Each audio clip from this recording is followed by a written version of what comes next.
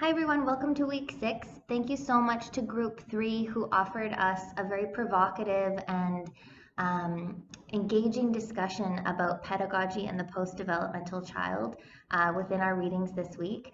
So this week we're going to be continuing to take up some of those ideas about post-developmentalism, challenging the refrains of developmentalism in early childhood, and thinking toward reconceptualist theories in early childhood education.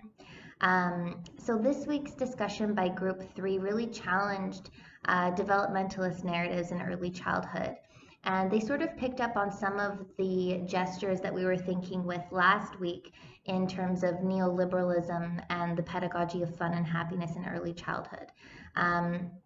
So they proposed to us that developmentalism serves a market service model that relies on universal measurable indicators of quality, such as child-caregiver ratios, the adherence to routines and particular practices understood as developmentally appropriate, and with specific arrangements of spaces and materials, regulated practices of quality that are easily governed and controlled in education. So this desire for measurable and definability restricts us to fixed daily routines and predictable transitions that are very common and familiar in early childhood education. These structures are sort of designed to create the autonomous, productive, predictive individual. And it also promotes a sort of Fordist factory model of standardization that, as made visible by COVID-19, collapses when conditions change. So this model of education based in developmentalism is not responsive to change or to multiplicity. It's prescriptive. And this educative model is sort of separate from contextual relations of communities and places and maintains an application or delivery model of education that we discussed last week. So education in this sense becomes scalable, generalized, and layered over top of existing complexities that move well beyond measurement. So in this week's readings, we unsettle developmentalism and move to consider pedagogy. So within the Beyond Quality text and these two papers, they're both situated in reconceptualist theoretical perspectives. And in the Beyond Quality text, they refer to this as a post-structural orientation to education. So both of the articles that were discussed by Group 3 consider pedagogy as that in-between space or that irritating gap between theory and practice, curriculum and subject formation, but not thinking of them as separate, thinking about them as intimately related. So drawing on the piece by Vintimilla, Group 3 highlighted for us that pedagogy is that which thinks, studies, and orients education, its purposes, its protagonists, its histories, its relations, and processes. Pedagogy is always interrogating and responding to the conditions of our time and its status quo. And this is radically different from a developmental framing of early childhood. It's interested in creating particular experiences and situations that will produce particular forms of subjectivity. So pedagogy is a type of knowledge. It is informed by the theoretical orientation in which you understand the world. It's a social science. As Vintimilla writes, it's a mode of thinking that's interested in educating toward particular subjective formations. And as Group 3 proposed for us, it's interested in producing some kind of human. So pedagogy comes from a theoretical perspective that is fundamentally different than psychology and developmentalism. If we're thinking pedagogy, we aren't interested in the general, the universal, or something that can be applied over top. It's not a model framework.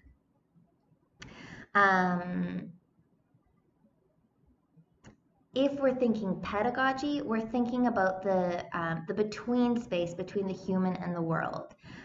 We're thinking pedagogy that does not use language such as skills development or individual progress. We're not only thinking about the human or the individual constructed self, but rather we're situating our thinking in between and composing this between space within lived experiences. in ways which create situations or conditions for new trajectories and other possibilities. And these situations are a response to social discourse.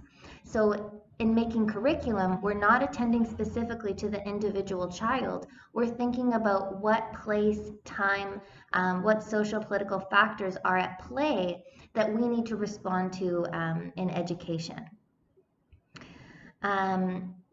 So pedagogy is not interested in fixing individual behavior or in languages of intervention or readiness that often prescribe educational experiences into predetermined frames. If we are educating in the pursuit of a developmental outcome, that will dictate the outcome of the experience. So usually into activities in the service of gaining some kind of skill. Pedagogy, rather, is actively made and remade, emerging and in response to the social political particularities of a specific place and time.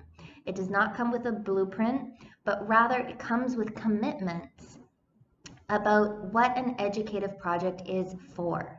So Chelsea brought in a quote this week by the director of the Capilano University Children's Center, Sarah Sutherland, when she asks, how do you run your decisions through the lens of, in the name of what?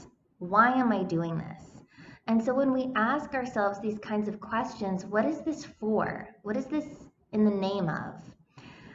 We make visible the theoretical orientation and the desire that's actually guiding the work that's often rendered invisible. If the answer to those questions are, so the child will gain fine motor skills, so the child will learn patterns, so the child will be independent, we're reflecting a developmental paradigm.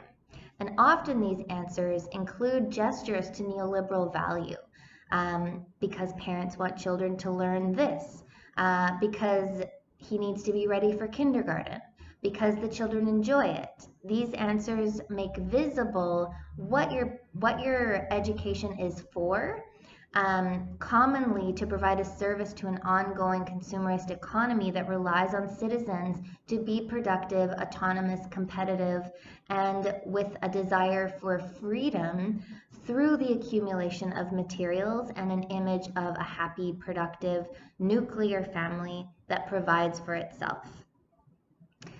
So reconceptualist pedagogies take on a post-structural, often feminist theoretical perspective, and that they aim not to make additions or changes to a current system, but rather they aim to refuse this system and generate other possibilities. So reconceptualizing educational projects by highlighting their colonial roots and rationalities, and radically unsettling and re-articulating what education is for, and with that, how educational projects are formed, considering social and political discourse. So reconceptualist pedagogies challenge the structuralist emphasis on skills-based prescriptive learning. And many scholars in this area argue that a focus on skills, developmental skills, is an expression of modernity's obsessions with instrumentality and functionality that make working through the colonial past ultimately impossible.